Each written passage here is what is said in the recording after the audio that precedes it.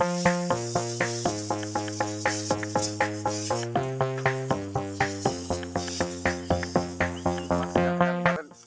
Pulung tuh ada bertanya decisnya berapa atau apa dalam air ukuran 16 liter. Kalau saya sih biasa dosisnya pakai satu tutup botolnya saja. Satu botol tutup decis saya di sini nih kayak gini nih. Yang barusan sudah saya tuangkan ke tangki 16 air liter. 16 liter air. Dan ini gandasil ya. Gandasil saya pakai itu 30 gram saja atau berkisar 1,5 sendok aja 16 liter air. Dosis gak harus banyak-banyak ya. Yang penting terus kita rutin selagi keadaannya masih belum betul-betul membaik. Dan saya terus melakukan perawatan tanaman durian yang masih pada tahap fase pertumbuhan agar cepat ya, karena nutrisi daun itu ya untuk mempercepat pertumbuhan tanaman durian itu kan bisa dengan pemupukan, penjarangan tunas ataupun ya pemangkasan tunas paling bawah itu untuk mempercepat pertumbuhan, bisa penambahan kaki. Selain daripada kita melakukan memberikan unsur hara untuk tanaman durian sini seperti melakukan pemupukan dengan pupuk NPK 16-16 di musim hujan. Karena kinerja daripada pupuk NPK itu jauh lebih cepat dibanding dengan pupuk organik. Nah, organik slow release. Nah, jadi kalau ingin mengimbangi kinerjanya seperti pupuk NPK dari organik itu sendiri, otomatis organik harus dikasih lebih. Artinya harus dikasih lebih banyak agar sama-sama kinerjanya seperti NPK 16-16 yang biasa saya pakai sih ya untuk fase pertumbuhan, atau 15-15 begitu. Cuman kalau NPK itu kan pemupukan itu tepat waktu, tepat dosis dan tepat hara gitu. Waktunya, dosisnya, haranya juga. Agar tidak salah dalam pemberian pupuk pada tanaman durian. Tadinya kita menyuburkan tanaman durian, malah tanaman durian kita mati, terbakar. Baik, saya lanjut akan terus melakukan penyemprotan pada tanaman durian yang khususnya masih pertumbuhan yang susah besar ya, ataupun besar ya, berjalan wajar aja susah besar karena baru ditanam. Maksud di sini agar cepat besar. Terima kasih. Lanjut melakukan penyemprotan. Nah, ini adalah tanaman durian, duri hitam.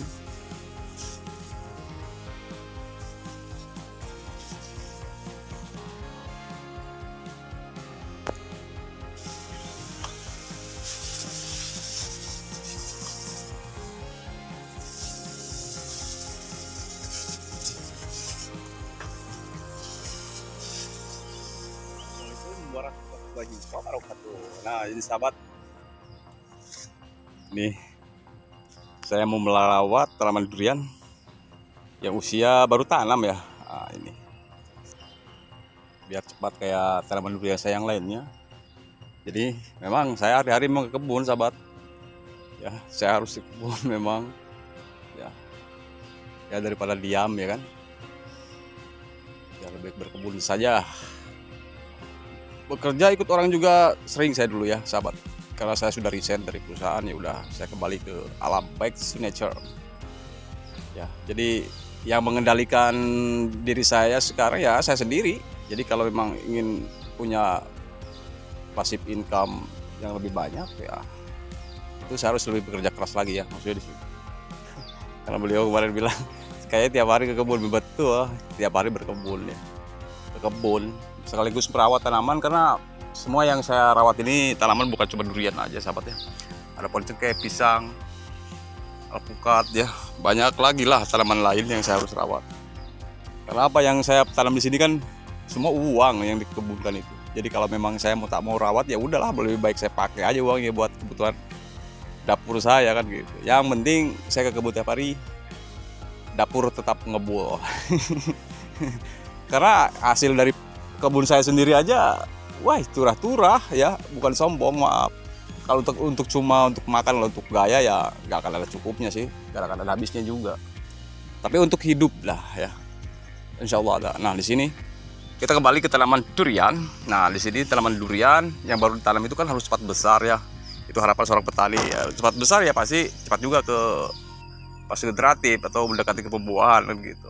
Kalau memang membuahkan sabar, yang penting kan pertumbuhannya dulu harus betul-betul perawatan secara optimal dan agar hasil buahnya itu juga maksimal. Kalau kita bagaimana ya mengharap terus buah ya, perawatan masa fase pertumbuhan tidak maksimal ya sama aja bohong ya. Gak usah bercocok tanam sebenarnya, karena heman-heman juga nantinya. Orang saya bilang lebar ya, lebar. Semua bibit yang kita keluarkan, duit yang kita keluarkan untuk membeli tanaman bibit durian. Karena bibit durian di sini kan terus terang mahal, sahabat ya. Kalau 250.000 atau 200.000 dikali 100 pohon aja itu sudah berapa? Belum termasuk biaya perawatan. Ya, belum pajak tanah.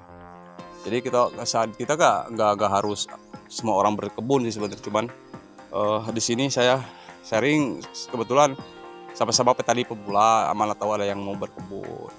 Ya, kita beri inspirasi dan motivasi.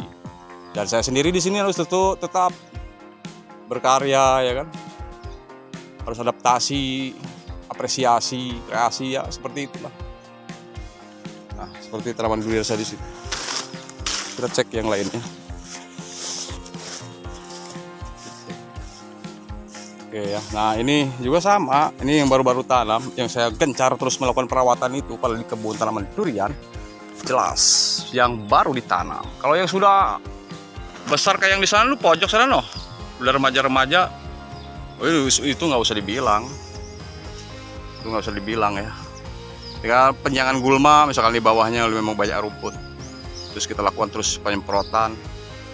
Itu aja, musim kemarau gini nggak usah dikasih pupuk NPK, garam kasar apalagi.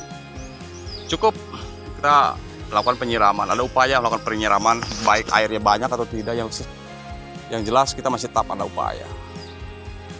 Oke, jadi itu saja, saya kembali merawat tanaman durian. Ya, merawat tanaman durian saya yang lainnya agar pertumbuhannya tetap sehat, subur, ya kan, di masa pertumbuhan. Karena rimbun berarti menandakan pertumbuhan itu bagus, subur ya, kalau fase pertumbuhan. Kalau memang fase generatif ya otomatis kita kan harus pindah ke tumbuhan, jadi nggak usah harus dirimbunkan.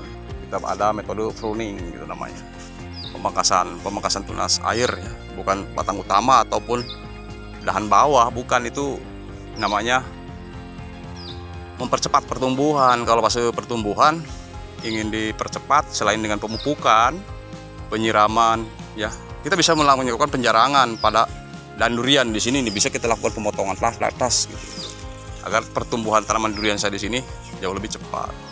Nanti musim hujan akan saya buang ini nih, agar cepat juga ya pertumbuhannya nanti. Begitu sahabat. Nah, ini yang kemarin nih, kita sering dulu lah, cuap-cuap dulu ya. Cuap dulu di sini, seputaran aja dulu. Sekali memperlihatkan tanaman durian saya yang kemarin udah disemprot. Nah, musim hujan nanti akan saya melakukan pengapuran dolomit, sahabat. Karena ya biar tidak asam, semakin curah hujan tinggi volumenya, justru akan semakin gawat juga ya untuk pH tanah.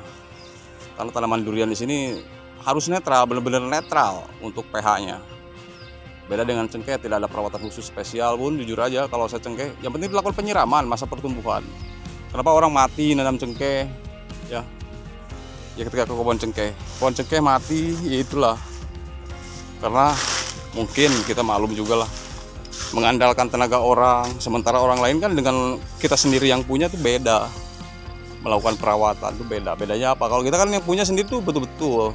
Kalau orang lain kan yang penting asal kerja aja. Nah, untuk kebutuhan air, masa pertumbuhan tuh dari masa pertumbuhan sampai dia berbuah itu sampai 3 tahun lah masa tanam cengkeh itu ya. Sampai 3 tahun membutuhkan air. Lewat 3 tahun membutuhkan tapi tidak banyak intensitas untuk keperluan tanaman cengkeh. Baik. Nah, seperti ini. Pohon cengkeh. Ya, usia remaja kayak gini. Sana. Oke, kita seputaran. Baik, saya akan lanjut.